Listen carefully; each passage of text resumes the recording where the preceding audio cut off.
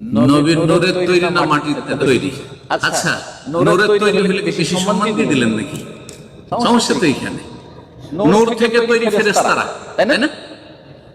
আর মাটি থেকে আদম তৈরি। আদম আলাইহিস সালামের বংশে সমস্ত নবী না জিবরাইলের বংশে সব নবী? সব তো আদমের বংশে।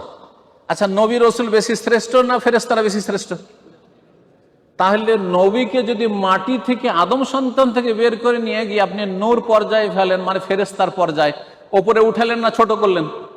ছোট করে দিলেন। তাহলে হ্যাঁ, এই জন্য বলি যে বেদাতিরা না বুঝে নবীকে ছোট করে।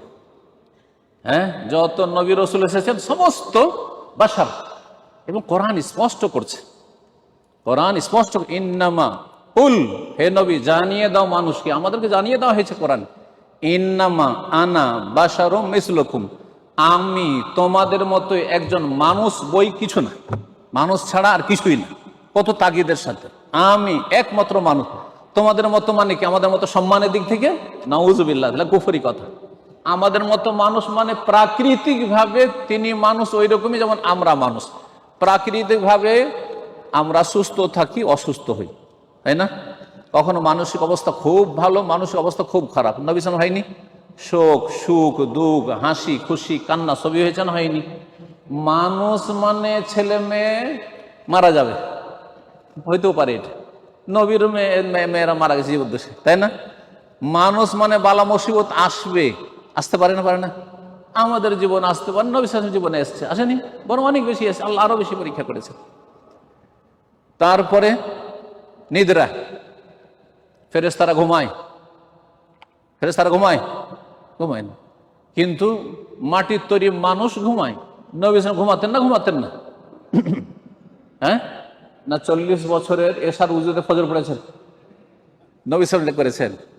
আর নবী করলেন না, আর আপনার কিসসা গড়ে নিলেন, ইমাম আবু হানিফা, শাফি, মালিক, আহমদ অমুক এই কাজ করেছিলেন, তো এটা আপনি মিথ্যা অপবাদ দিলেন না?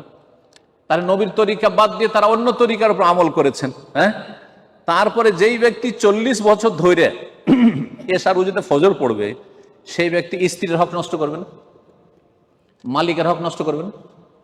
আপনাদের কেউ যদি এশার উজুতে ফজর পড়ে, মানে সারা রাত তাহাজ্জুদ পড়ছে, তার মানে ঘুমাইনি, তো যেই ব্যক্তি সারা রাত তাহাজ্জুদ পড়ে সকালে ডিউটি করবে না কফিলের খেয়ানতি করবে, কোম্পানির বেইমানি করবে, বেতন, তাই না?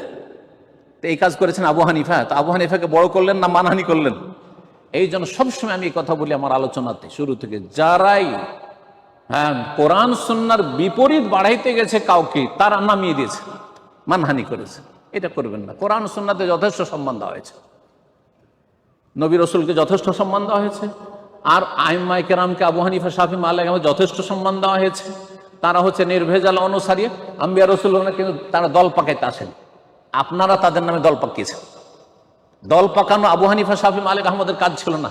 ইসলামকে 4 ভাগে বিভক্ত করা আপনারা বিভক্ত করেছেন, এই বিভক্তিটা বাদ দিতে হবে। তারা এক করার চেষ্টা করেছেন, ইজতিহাদ করেছেন, ভুল হয়েছে ছেড়ে দিতে বলেছেন, ঠিক করেছেন বলছে ঠিকটা নিয়ে ভুলটা নিও না, ব্যাস। জি, আউয়ালা মা খালাক, এই তো বললাম একটু আগে যে আমাদের দেশে আরবি পড়লি তো হাদিস হয়ে যায় না, কোরআন হয়ে যায়। কোন হাদিসের কিতাবের নাই। এই যে জাল হাদিস, এমন জালের জাল, কোরআনেও নেই, বুখারীতে নেই, মুসলিমে নেই, আবু দাউদে নেই, নাসাই নেই, তিরমিজি নেই, ইবনে মাজাহ নেই, আর তারপরে মুসনাদ আহমদেও নেই, কিচ্ছুতে নেই।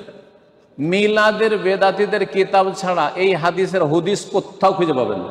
বোঝা গেছে, হাদিসই নয় আসলে, জাল।